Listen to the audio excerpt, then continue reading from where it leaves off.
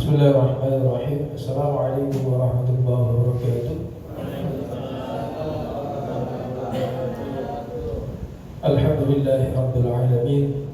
Wassalatu wassalamu ala asyrafil anbiya'i wal mursalin Sayyidina Muhammadin wa ala alihi wa sahbihi ajma'in.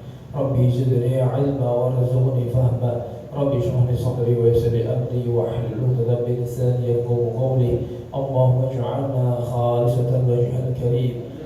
Allahumma ij'alna khalisatan wajhal karim. Allahumma ij'alna khalisatan wajhal karim. Allahumma. Hari ini kajian kita teruskan masih tentang ahwal syakhsiyah, yaitu hukum keluarga, family law. Materi yang akan kita bahas adalah tentang kriteria mencari pasangan. Jadi sebetulnya udah expired semua, dan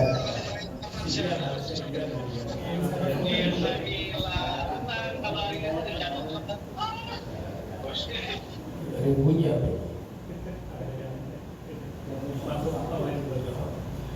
Jadi kriteria dari pasangan, karena materi yang kemarin kita bahas tentang masalah apa? Masalah definisi pengetahuan umum tentang perkawinan. Kemudian hari ini kita bahas masalah tentang kriteria mencari pasangan. Berikutnya nanti bahas masalah khitbah atau lamaran. Ya, sekarang mencari pasangan, sebagaimana kita ketahui bahwa perkawinan itu bukan hanya cara yang legal dalam rangka untuk memenuhi kebutuhan biologis. Jadi perkawinan itu bukan hanya itu, tetapi perkawinan itu hendaknya dasar landasan utamanya adalah karena faktor ibadah, ya. Jadi ini perlu kita ketahui kenapa nanti Pak. Ini kan nanti bakal punya apa namanya menantu. Kita panggil calon menantu, kita panggil anak kita beri nasihat. Ini nasihat perkawinan bahwa faktor utama dasar yang paling fundamental dalam perkawinan itu adalah karena apa? Ibadah. Itu. Oleh karena itu, karena perkawinan ini faktor utama pertama itu ada ibadah, maka diharapkan perkawinan ini akan menjadi perkawinan yang bertahan lama. Ya, perkawinan yang baik itu bukan perkawinan yang paling banyak istrinya. Ya, kalau kita pahami ini loh ya. Walaupun kata sahabat beda lagi. Kalau Sayyidina Ibnu Abbas katakan laki-laki yang baik itu laki-laki yang paling banyak istrinya, gitu. Itu Sayyidina Abbas. Kalau kita kan sesuaikan dengan kemampuan kita. Kita sampaikan bahwa perkawinan baik itu perkawinan yang dapat bertahan sepanjang hayat. Bahkan perkawinan itu akan kita langgengkan sampai kapan? Sampai di kehidupan akhirat. Nah, ini perkawinan yang baik. Maka dari itu, ya, sebuah perkawinan itu akan terpisah, ya. Ini karena faktor sebab maut, karena sebab faktor kematian. Walaupun ada juga orang itu sudah nikah berapa tahun gitu ya, sudah menjalani berumah tangga sampai sekian lama, kok ternyata di usia senja kok terjadi apa? Perceraian. Ya, terjadi perceraian. Ada juga seperti itu. Ada yang umur jagung udah bercerai. Oleh karena itu kita hindari perceraian, termasuk ucapan dan ungkapan menunjukkan apa? Perceraian kita coba kita hindari sejauh mungkin. Sehingga apa? Sehingga perkawinan ini akan mewujudkan perkawinan yang bahagia. yang sakinah, mawaddah, dan rahmah. Dan juga apa konsepnya? Baiti jannati, ya, rumahku adalah surga. Oleh karena itu Nabi Muhammad SAW sebelum mengarungi ini semua, ini memberikan nasihat kepada kita. Apa pesan Nabi? Pesan Nabi bagi para pemuda yang hendak melangsungkan perkawinan atau yang ingin mencari pasangan, Nabi menyampaikan tunkahu al-mar'atu li arba'in. Ya, tunkahu al-mar'atu li arba'in. Lima liha wa li hasabiha wa li jamaliha wa li diniha. Fadfar bidzaliddin turibat yadaka. Artinya tunkahul al-mar'atu, kawinilah perempuan itu li arba'in, karena di antara empat alasan ini, ya, mengawini seorang perempuan itu karena empat alasan. Pertama, lima liha, karena apa? Kekayaannya. Mengawini perempuan karena faktor hartanya. Ada juga orang itu mengawini seorang perempuan lihasabiha karena faktor nasabnya. Oh, ini keturunan baik. Ya. Yang ketiga, ada orang mengawini di jamannya karena kecantikannya, cantik. Ya, paling cantik se-kabupaten. Ya, paling cantik kabupaten Papua sana. Mohon maaf, saya tidak apa namanya narsis, ya, apa namanya? Rasis. Tidak. Iya, tidak. Ini kan seumpama yang ketawa kan Anda, bukan saya. Ya. Ada juga anak Afrika itu dipertemukan dengan kecil, usia 3 tahun, dipertemukan dengan anak Asia yang mana kulitnya putih. Teriak-teriak Pak, ketakutan. Tanya digiring sama orang tuanya kan, didekatkan. Ini teman kamu, katanya. Tutup dia, ketakutan. Jadi karena apa masalahnya? Karena tidak terbiasa melihat perbedaan, gitu kan? Ya, kalau terbiasa melihat perbedaan, biasa aja, santai aja. Makanya tidak heran ada orang Indonesia yang itu menikah dengan orang Zimbabwe. Ada di YouTube-nya, ada. Ya, orang Jawa, dia cerita bagaimana kehidupan mereka dengan orang sana, bagaimana kriterianya paling cantik orang seperti apa, itu ada. Dia sebutkan, nanti kalau teman dibuka laman YouTube. Ya. Kemudian yang terakhir, walidinya, kami ini perempuan itu karena faktor agamanya. Kenapa? Fadfar bidzaliddin, maka hal ini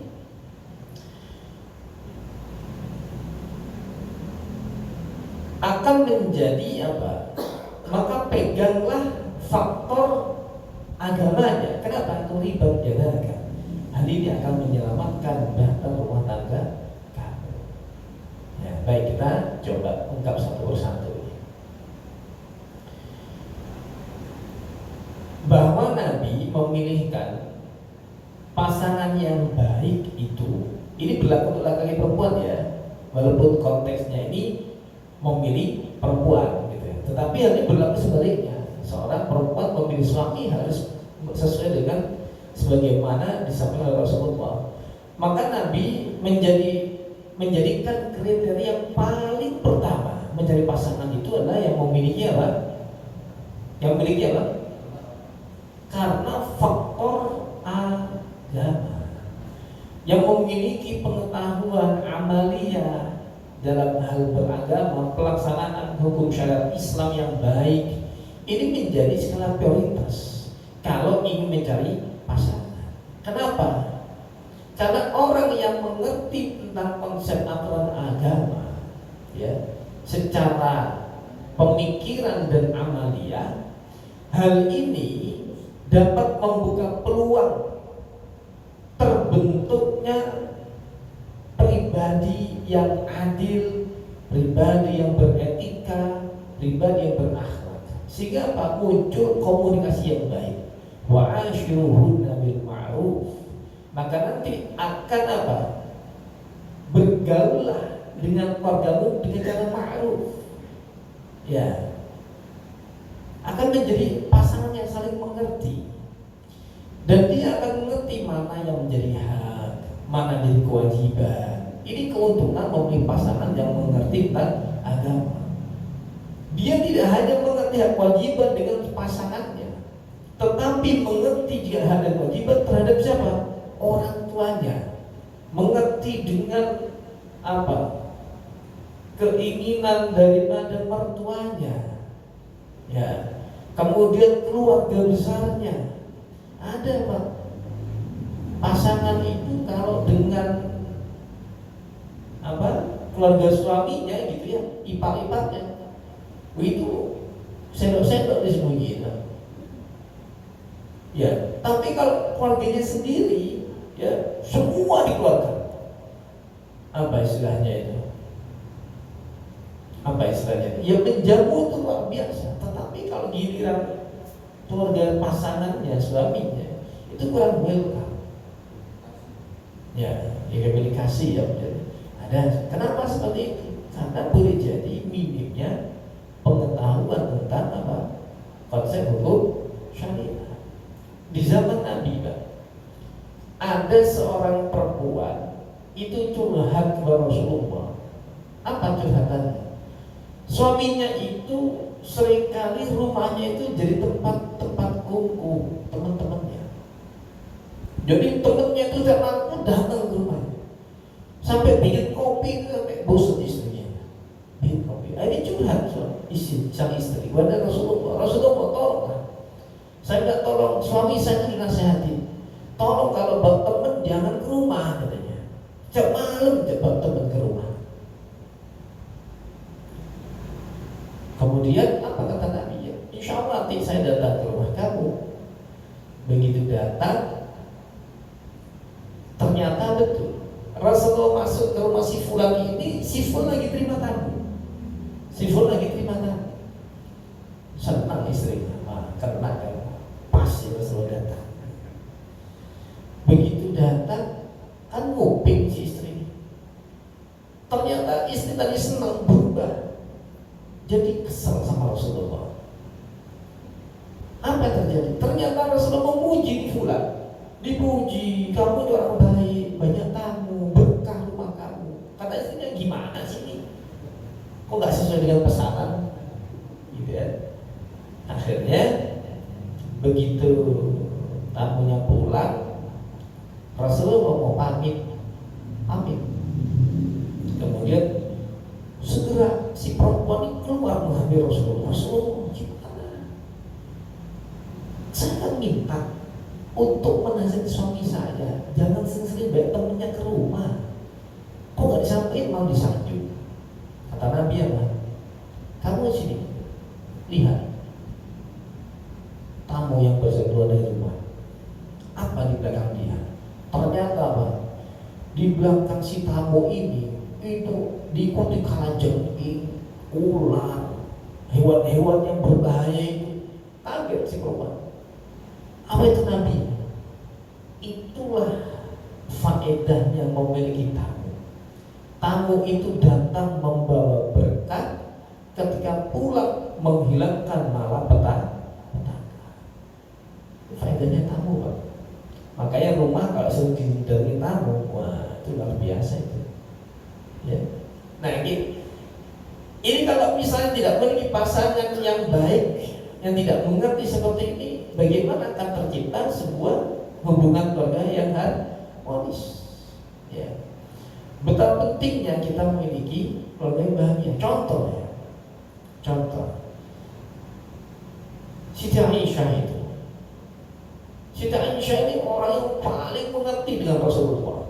Segala kebutuhan Rasulullah diupayakan untuk dipenuhi. Siti Aisyah ini kan orang baik. Sampai-sampai Siti Aisyah itu ngetes. Ini Pak, candaannya ya orang yang solih-solihah ini. Tanya Nabi, Anda ini kan seorang Nabi dan Rasul, Anda ini maksum, Jangankan dosa yang terdahulu, dosa misalnya memiliki kesalahan yang akan datang itu diampun dulu oleh Allah Ta'ala. Kenapa kamu masih beribadah? Pernah kan dengar di sini? Maka Nabi menjawab, emang nggak boleh saya menjadi seorang hamba yang apa? Yang bersyukur, kan gitu. Sehingga Aisyah itu udah mati akal. Sehingga Aisyah itu ngetes kekhusyuan Rasulullah. Gimana ngetesnya? Jadi Rasulullah kalau sholat, Siti Aisyah itu duduk di depannya, Pak. Ya. Kemudian apa yang terjadi? Kakinya dijulurkan, Pak. Kakinya dijulurkan begini kakinya. Padahal Rasulullah itu akan sujud di sekitar kakinya Siti Aisyah. Ketika Nabi rukuk, tetap tuh Siti Aisyah kakinya tetap begini. Ya. Begitu i'tidal, tetap kakinya begitu. Tetapi begitu sujud, begitu kepala Rasulullah sudah mau mendekat, mau landing gitu ya, ditarik kaki Rasul Siti Aisyah. Dia Siti Aisyah sendiri tentunya. Ya. Pengen tahu sejauh apa kekhusyuan Rasulullah. Ya. Ya tapi jangan ditiru ya.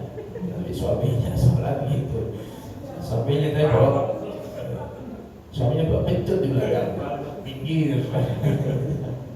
Ya. Jadi dicanda-canda. Kemudian ditanya, kenapa kalau berbuat seperti itu? Jawabannya, saya ingin tes Rasulullah. Sejauh mana kekhusyuan kamu? Ya. Jadi bukan kemudian suaminya dihalang-halangin mau ngaji, ya kan? Mau berbuat baik. Bukan kemudian dipersulit, tidak. Oleh karena itu jamaah rahimahumullah, begitu pentingnya memiliki pasangan yang salihah sehingga akan mengerti bagaimana kebutuhan kita. Bahagia tidak kalau misalnya Anda punya sebuah aktivitas dan didukung oleh pasangan, contohnya. Misalnya Pak Farid kan penghobi VB, istrinya mensupport, ya. Ini mau uang belanja saya pinjam dulu buat beli pintunya VB, bisa. Kata istrinya nggak apa-apa, pakai aja. Semangat dah tuh beli pintu VB. Semangat Pak, jalan mundur ayo. Kan? Tapi ini jadi masalah kalau pasangan kita tidak mensupport daripada amalnya kita, agenda kita, kegiatan kita. Terlebih lagi ini berkaitan dengan kewajiban. Misalnya kita punya kewajiban berkaitan dengan pekerjaan atau ibadah, kemudian istri tidak mensupport, ya, ini tentu akan menjadikan kehidupan rumah tangga ini akan menjadi prahara. Kemudian jamaah rahimahumullah, apa keuntungan memiliki pasangan solihah? Memiliki pasangan yang solihah ini memiliki keuntungan adalah memiliki dzurriyyah yang juga soleh dan solihah. Ya. Makanya terbentuknya pasangan yang salihah ini akan menghasilkan generasi-generasi yang berkualitas di masa depan. Sehingga pasangan yang salihah ini tidak akan mengalami kesulitan ketika nanti mendidik anaknya mengantarkan kepada gerbang kesolihan. Tidak akan mengalami kesulitan. Kenapa? Karena bibitnya sudah ada. Kan tidak mungkin buah mangga itu keluar pohon jeruk, kan tidak mungkin. Ya. Demikian juga orang tua.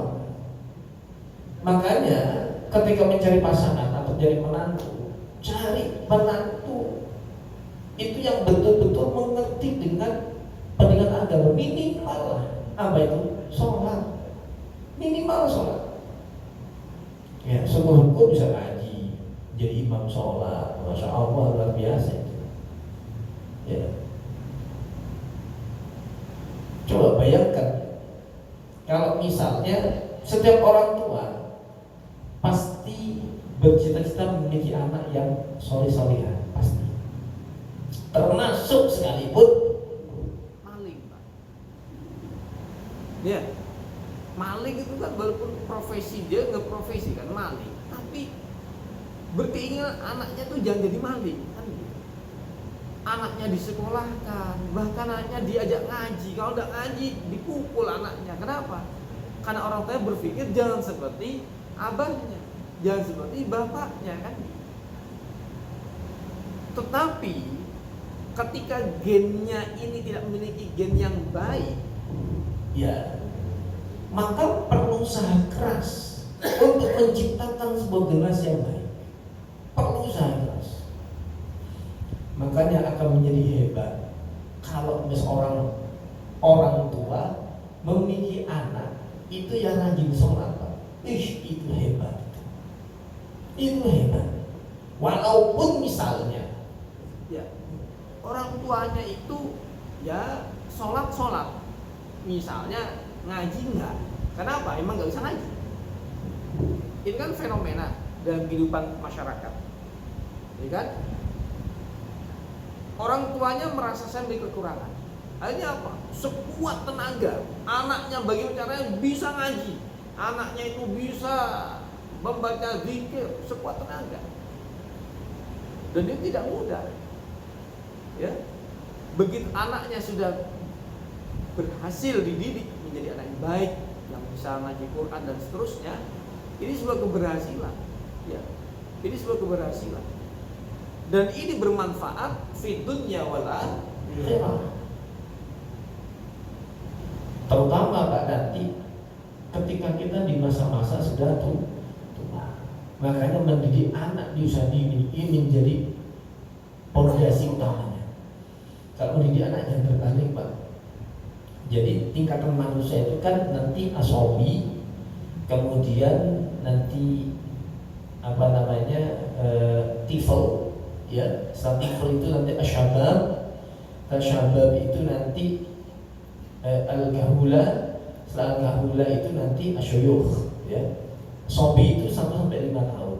Tifl itu anak usia balik sampai nanti usia menginjak, ya, anak yang usia 7 tahun menuju balik tifl. Syabab itu dari balik nanti menuju usia berapa 30 tahun atau 35 tahun. Al-kahula itu antara 35-40 tahun sampai usia kurang lebih 50-55 tahun. Al-kahula. Asyuyukh itu antara 60 tahun ke atas. Syuyukh itu tua. Nah, kebanyakan kita itu mendidik anak terbalik. Seharusnya mendidik anak itu yang harus tegas itu di usia ketika usia tifl, Pak. Tifl dengan syabab. Ini pendidikannya harus keras. Sehingga apa? Nanti ketika dia itu ketika usia syabab menuju syabab, ya, ini Anda tidak kerepotan. Anak usia tifl ini otaknya masih belum sempurna. Makanya Nabi menyampaikan suruh anakmu sholat. Kalau tidak mau sholat, usia 1 tahun dia akan pecut, kan begitu, dipukul, kan gitu. Jadi apa? Mempersiapkan konsep generasi asyabab, generasi syabab, generasi pemuda. Ketika dia pemuda, usia anaknya sudah matang, gitu ya, balik, itu tidak akan repot. Dia ketika waktu sholat dengan sendirinya akan sholat. Dia nggak harus lagi disuruh berbakti kepada orang tua, nggak harus disuruh, otomatis. Ya, dia nggak usah disuruh kapan dia harus mengaji, nggak disuruh.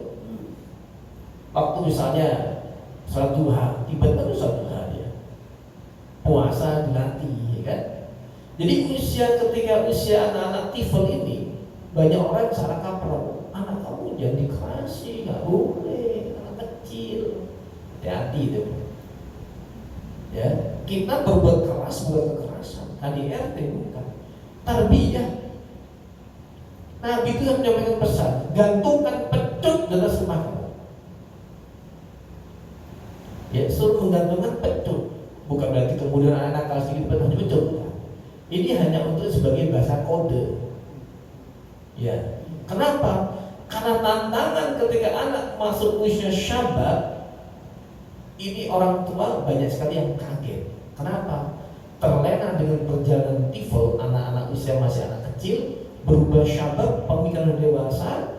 Ketika anak sudah terbiasa dan sholat, masuk syabab, dia akan makin kesulitan menjalankan ibadah sholat. Akhirnya apa? Nak sholat, yang galak anaknya. Ya, ini kalau begini yang salah siapa? Jangan nyalahkan anak, salahkan diri sendiri kita sebagai orang tua. Itulah hasil karya kita. Ya, hasil karya kita. Nah, ini menjadi nasihat untuk kita semua. Betapa pentingnya kalau misalnya kita memiliki pasangan yang saleh-salihah, menjadi partner, Pak. Bagaimana kita akan tahu konsep mendidik nanti anak kita usia ini mau dibawa kemana kita, dia akan tahu. Ya, dia akan mengerti konsep-konsep itu. Maka dari itu betapa besarnya manfaat ketika kita memiliki pasangan yang salihah. Jelas ini ya. Jadi, Pak, saya dulu salah pilih, gimana Pak? Tukar aja Pak. Ya jangan begitu juga. Ya, wah ini pemikirannya gila ini gitu ya. Bukan itu ya, kewajiban kita sebagai seorang suami untuk mendidik istri. Ya, kewajiban mendidik istri. Karena apa? Resiko tanggung penumpang. Misalnya dulu dengan orang tuanya dijodohkan dengan pasangan yang solihah, dia menolak, nah, saya pokoknya kalau nggak sama Mas Bambang nggak mau kawin saya misalnya. Ya, waduh, ini harga mati nih ya. NKRI harga mati, ini bahaya kan. Akhirnya apa? Ya sudah, resiko tanggung penumpang, ya kan. Maka akhirnya apa? Kewajiban kita sebagai suami mendidik istri. Maka dari itu istri itu kunci sukses rumah tangga, Pak. Makanya dalam bahasa Arab, ibu rumah tangga itu Rabbul Bait, bahasa Arabnya Rabbul Bait. Rabbu ini ya penguasa, penguasa yang juga menyayangi. Kayak kita berdoa, Rabbana zalamna Rabbi ufirli. Lalu kan Rabb dipanggil. Kenapa Rabb itu menciptakan dan juga merawat. Seorang perempuan pun demikian. Seorang ibu itu dia itu yang melahirkan dan juga merawat. Betapa pentingnya kita memiliki pasangan yang salihah. Dirawat Pak anak kita, Pak. Ya, makanya ya sampai-sampai para ulama itu, ini hadis atau ungkapan fuqaha ya, mengatakan memiliki istri yang salihah itu seperti menemukan gagak yang bersayap warna putih. Ya, ungkapannya memiliki istri salihah itu bagaikan menemukan apa? Gagak yang bersayap putih. Gagak ini rata-rata hitam, berarti langka ya kan? Mahal. Ya, mahal. Maka kalau sudah memiliki istri salihah, udah total Pak. Ya mau minta apa kasih, ya apa? Kompensasi menjaga anak-anak kita. Kenapa? Hakikatnya urusan rumah tangga itu menjadi kewajiban siapa? Suami. Masak itu kewajiban siapa? Masak suami. Mencuci baju suami. Kewajiban istri itu satu, dua, melahirkan dan menyusui anaknya loh ya. Bergegas ini. Ya. Ini keburu ini. Ya, perlu diperjelas. Ya, ini kewajiban istri itu dua itu, Pak. Tetapi suami ini kan diberikan kelebihan oleh Allah, sehingga memiliki fisik yang kuat, pemikiran yang luas, sehingga Pak, dia berkewajiban untuk memenuhi yang namanya papan, sandang dan pangan. Untuk memenuhi itu tidak mungkin suami itu ngurusin rumah tangga juga harus bekerja, kayaknya sulit. Makanya akhirnya meminta bantuan kepada istri. Untuk apa? Meringankan beban, termasuk juga mendidik anak-anaknya. Ya. Lebih banyak dekat ke siapa? Anak itu ke bapak atau ke ibu? Hah? Benar ya? Ke bapak atau ke ibu? Anak saya bapak ke saya.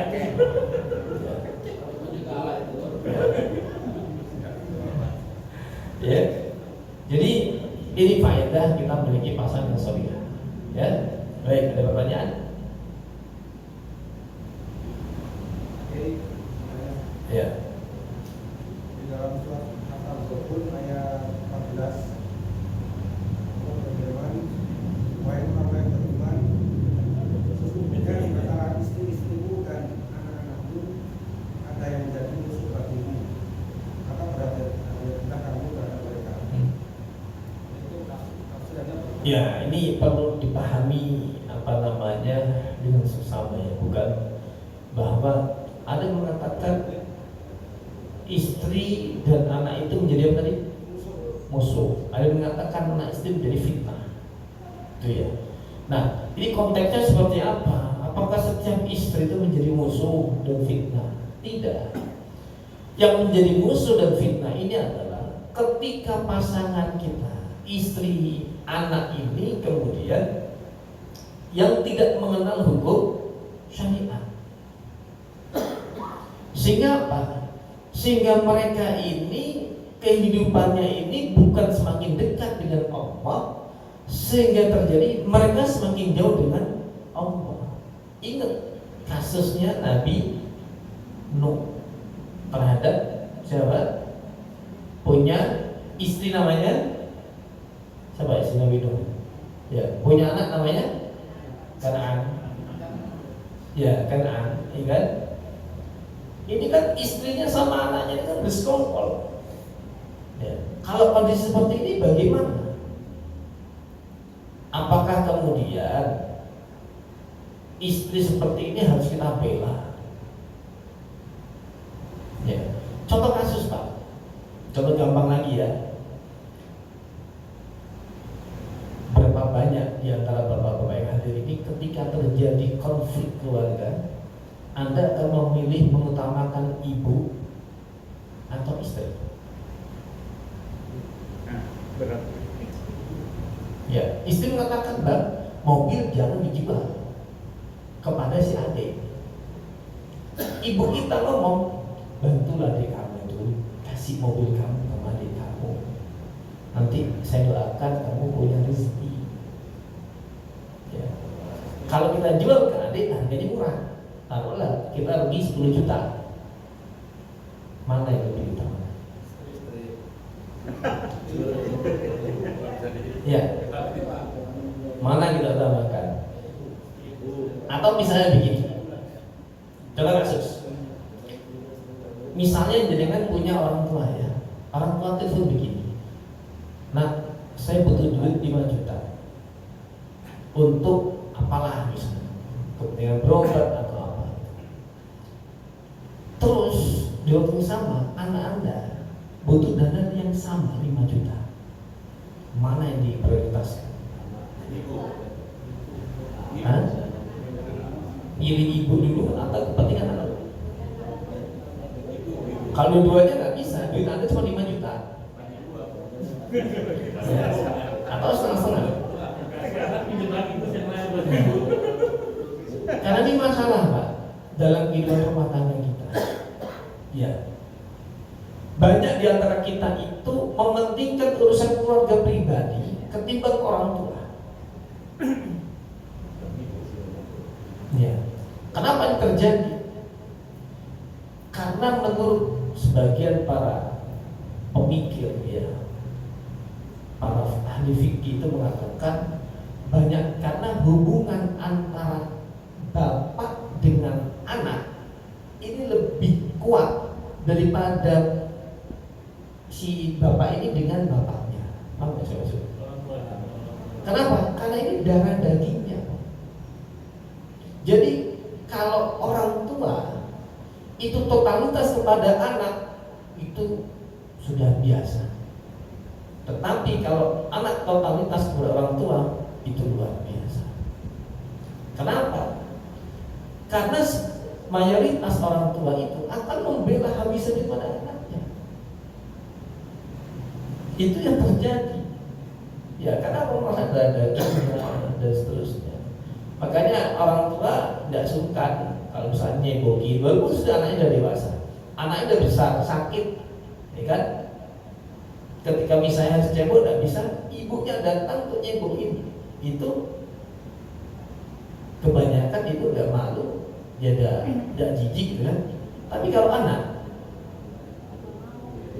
ya kadang antara adik kakak, kamu lah ada ya gitu ya, saling mengalah, ya mengalah untuk mundur bukan untuk menang. Ya. Ini yang terjadi. Dan ini bisa kita terjemahkan pada konsep tadi itu. Maka dari itu sekarang tugas kita, makanya menjadi suami itu berat sekali. Ya, menjadi suami itu sangat berat. Kenapa? Tugasnya ini bertanggung jawab fid dunya wal akhirah. Maka dari itu nanti ketika akad nikah, kenapa akad nikah itu walinya menyerahkan langsung kepada calon menantunya kan? Kan gitu, akad kan calon mertua dengan calon menantu yang apa namanya ijab kabul ya kan begitu. Kenapa?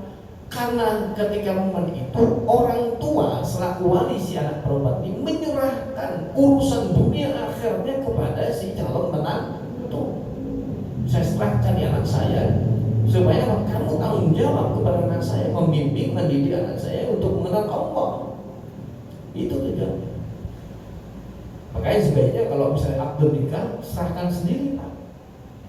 Mau nggak bisa belajar setengah hari jadi berapa ya, gitu ya. Jadi tanggung jawabnya besar ini. Jangan sampai nanti anak dan istri kita menjadi musuh.